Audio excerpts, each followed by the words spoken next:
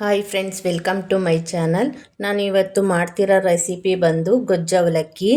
ಇದು ಶಿವರಾತ್ರಿಗೆ ಉಪವಾಸ ಇರೋರಿಗೆ ಒಳ್ಳೆ ರೆಸಿಪಿ ಅಂತ ಹೇಳ್ತೀನಿ. ತುಂಬಾ ಚೆನ್ನಾಗಿರುತ್ತೆ. ಈ ರೆಸಿಪಿಗೆ ಯಾವುದೇ ಈರುಳ್ಳಿ ಬೆಳ್ಳುಳ್ಳಿ ಹಾಕ್ತೇನೆ ಈ ಗೊಜ್ಜು ಅವಲಕ್ಕಿ ಮಾಡೋದು ತುಂಬಾ ಚೆನ್ನಾಗಿರುತ್ತೆ. ಉಪವಾಸ ಇರೋರಿಗೆ ಇದು ಒಳ್ಳೆ ರೆಸಿಪಿ ಅಂತ ಹೇಳ್ತೀನಿ. ಬನ್ನಿ ಹೇಗೆ ಮಾಡೋದು ಅಂತ ನೋಡೋಣ. ನಾನು ಒಂದು ನಿಂಬೆಹಣ್ಣು ಗಾತ್ರದಷ್ಟು ಹುಣಸೆಹಣ್ಣು ತೊಗೊಂಡು ಬಿಸಿ ನೀರು ಹಾಕಿ ನೆನೆಸ್ತಿದ್ದೀನಿ. ನಾವೆಷ್ಟು ಅವಲಕ್ಕಿ ಮಾಡ್ತೀವಿ ಅದ್ರ ಮೇಲೆ ಡಿಪೆಂಡ್ ಆಗುತ್ತೆ ಹುಣಸೆಹಣ್ಣು. ನಾನು ಈಗ ಒಂದು 1/4 kg ಅವಲಕ್ಕಿ ತೊಗೊಂಡಿದ್ದೀನಿ. 2 ಸ್ಪೂನಷ್ಟು ಸಾಂಬಾರು ಪೌಡ್ರು, 2 ಸ್ಪೂನಷ್ಟು ರಸಂ ಪೌಡ್ರು, 2 ಸ್ಪೂನಷ್ಟು ಎಳ್ಳು, ಬಿಳಿ ಎಳ್ಳು, ಕೊಬ್ಬರಿ ತುರಿ 1 ಬೌಲು, ಒಂದು 4 ಸ್ಪೂನಷ್ಟು ಕಡಲೆಬೀಜ, ಕಡಲೆಬೇಳೆ ಉದ್ದಿನಬೇಳೆ 1 ಸ್ಪೂನು, ಬ್ಯಾಡಗೆ ಮೆಣಸಿನ್ಕಾಯಿ ಕಟ್ ಮಾಡಿ ಇಟ್ಕೊಂಡಿದ್ದೀನಿ 4, 1 ಸ್ಪೂನಷ್ಟು ಬೆಲ್ಲ, ಅರಿಶಿನ, ಸಾಸಿವೆ, ಕರಿಬೇವು,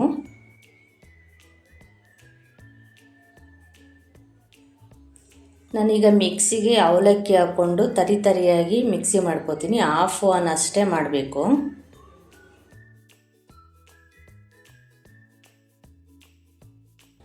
ಈಗ ಮಿಕ್ಸಿ ಮಾಡ್ಕೊಂಡಿದ್ದೀನಿ. ಈ ಥರ ತರಿಯಾಗಿ ಮಾಡ್ಕೋಬೇಕು.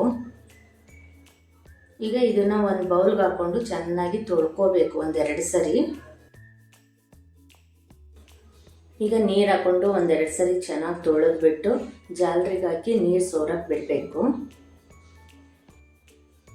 ಈಗ ನೀರೆಲ್ಲ ಸೋರಿದ್ಮೇಲೆ ನೋಡಿ ಈ ಥರ ಉಡುಡಿಯಾಗುತ್ತೆ. ಈಗ ನಾನು ಹುಣಸೆಹಣ್ಣನ್ನ ನೆನೆ ಹಾಕಿದ್ನಲ್ಲ ಅದನ್ನೆಲ್ಲ ಕಿವುಚ್ಬಿಟ್ಟು ರಸ ತೆಕ್ಕೋಬೇಕು.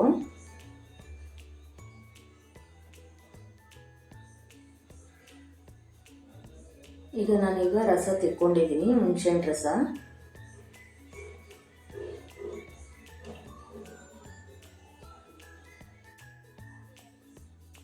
ನಾನಿವಾಗ ಒಂದು ಕಡಾಯಿ ಇಟ್ಕೊಂಡು ಎಳ್ಳು ಹುರ್ಕೊಳ್ತಿದ್ದೀನಿ.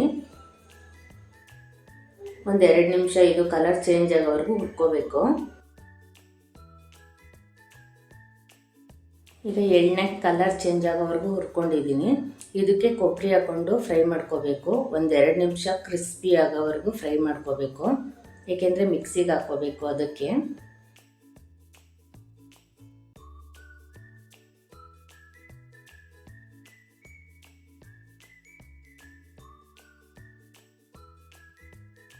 ಎಳ್ಳು ಮತ್ತು ಕೊಬ್ಬರಿನ ಈಗ ಹುರಿದಿದ್ದಾಗಿದೆ. ಇದನ್ನು ಒಂದು ಮಿಕ್ಸಿ ಜಾರ್ಗೆ ಹಾಕ್ಕೊಂಡು ಈಗ ತರಿಯಾಗಿ ಮಿಕ್ಸಿ ಮಾಡ್ಕೋಬೇಕು.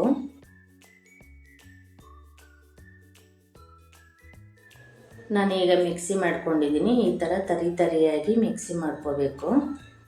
ಈಗ ನಾನು ಒಂದು ಕಡಾಯಿ ಇಟ್ಕೊಂಡು ಎಣ್ಣೆ ಹಾಕ್ಕೊಳ್ತಿದ್ದೀನಿ. ನಾನು ಎಣ್ಣೆಗೆ ಸ್ವಲ್ಪ ಅರಿಶಿನ ಹಾಕ್ಕೊಳ್ತೀನಿ. ಈಗ ಇದಕ್ಕೆ ಹುಣಸೆಹಣ್ಣು ರಸ ಹಾಕ್ಕೊಂಡು ಚೆನ್ನಾಗಿ ಕುದಿಸ್ಬೇಕು.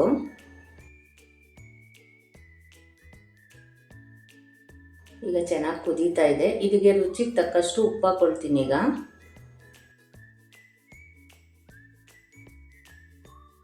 ಈಗ ಇದಕ್ಕೆ ಸಾಂಬಾರು ಪೌಡ್ರ್ ಹಾಕ್ಕೋತೀನಿ 2 ಸ್ಪೂನಷ್ಟು, ರಸಂ ಪೌಡ್ರು 2 ಸ್ಪೂನಷ್ಟು. ಇದನ್ನು ಚೆನ್ನಾಗಿ ಬೇಯಕ್ಕೆ ಬಿಡಬೇಕು. ಹುಣಸೆಹಣ್ಣು ರಸದ ಜೊತೆಗೆ ಸಾಂಬಾರು ಪೌಡ್ರು ಮತ್ತು ರಸಂ ಪೌಡ್ರನ್ನ ಚೆನ್ನಾಗಿ ಕುದಿಸ್ಕೋಬೇಕು. ನೋಡಿ ಚೆನ್ನಾಗಿ ಕುದೀತಾ ಇದೆ. ಇದಕ್ಕೆ ನಾನೀಗ 1 ಸ್ಪೂನಷ್ಟು ಬೆಲ್ಲ ಹಾಕ್ಕೊಳ್ತೀನಿ.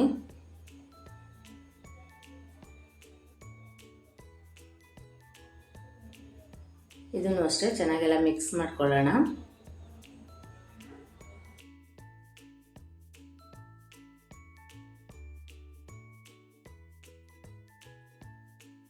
ಈಗ ಎಲ್ಲ ಚೆನ್ನಾಗಿ ಬೆಂದಿದೆ. ನಾನು ಇದಕ್ಕೆ ಅವಲಕ್ಕಿ ಪುಡಿ ಮಾಡಿ ಇಟ್ಕೊಂಡಿದ್ದೀನಲ್ಲ ಅದನ್ನು ಇದಕ್ಕೆ ಸೇರಿಸ್ಕೊಂಡು ಚೆನ್ನಾಗಿ ಮಿಕ್ಸ್ ಮಾಡ್ಕೋಬೇಕು.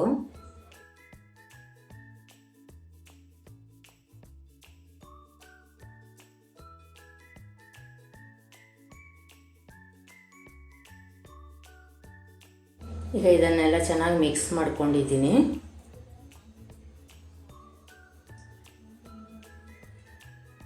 ನಾನು ಲಿಡ್ ಕ್ಲೋಸ್ ಮಾಡಿ 1 ನಿಮಿಷ ಹರಳಕ್ಕೆ ಬಿಡ್ತೀನಿ. ನೋಡಿ ಎಲ್ಲ ಚೆನ್ನಾಗಿ ಅರಳಿದೆ. ಈ ಥರ ಉಡುಡಿಯಾಗುತ್ತೆ. ಇದಕ್ಕೆ ನಾವು ಮಿಕ್ಸಿ ಮಾಡ್ಕೊಂಡಿರ್ತೀವಲ್ವ, ಎಳ್ಳು ಮತ್ತು ಕೊಬ್ಬರಿ ಇದನ್ನು ಹಾಕ್ಕೊಂಡು ಎಲ್ಲ ಚೆನ್ನಾಗಿ ಮಿಕ್ಸ್ ಮಾಡ್ಕೋಬೇಕು.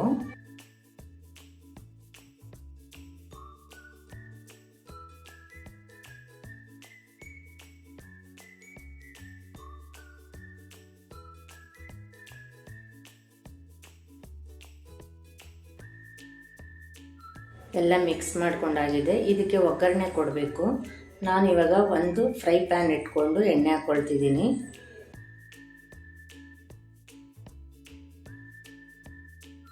ಈಗ ಒಂದು ಅರ್ಧ ಸ್ಪೂನಷ್ಟು ಸಾಸಿವೆ.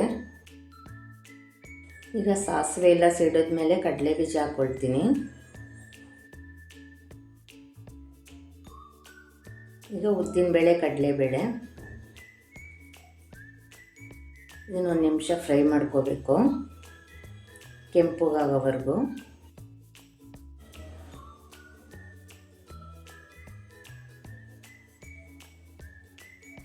ಈಗ ಕೆಂಪು ಫ್ರೈ ಆಗಿದೆ. ಇದಕ್ಕೆ ನಾನು ಕರಿಬೇವು ಹಾಕ್ಕೊಳ್ತೀನಿ, ಮೆಣಸಿನ್ಕಾಯಿ, ಬ್ಯಾಡಿಗೆ ಮೆಣಸಿನ್ಕಾಯಿ ಹಾಕ್ಕೊಂಡು ಫ್ರೈ ಮಾಡ್ಕೊತೀನಿ.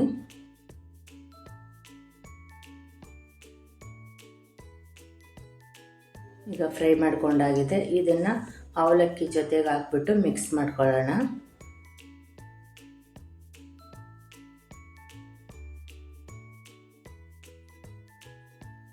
ಈಗ ಇದನ್ನೆಲ್ಲ ಚೆನ್ನಾಗಿ ಮಿಕ್ಸ್ ಮಾಡ್ಕೋಬೇಕು, ಒಗ್ಗರಣೆ ಹಾಕಿರೋದನ್ನ.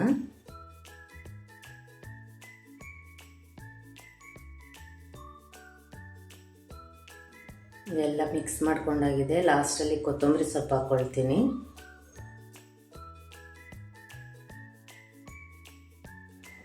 ಇದನ್ನು ಅಷ್ಟೇ ಎಲ್ಲ ಮಿಕ್ಸ್ ಮಾಡ್ಕೊಳ್ಳೋಣ.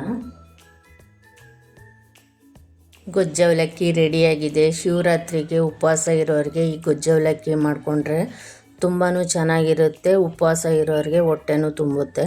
ಈ ರೆಸಿಪಿ ಇಷ್ಟ ಆದರೆ ಲೈಕ್ ಮಾಡಿ, ಶೇರ್ ಮಾಡಿ, ಕಮೆಂಟ್ ಮಾಡಿ, ಸಬ್ಸ್ಕ್ರೈಬ್ ಮಾಡಿ. Thank you.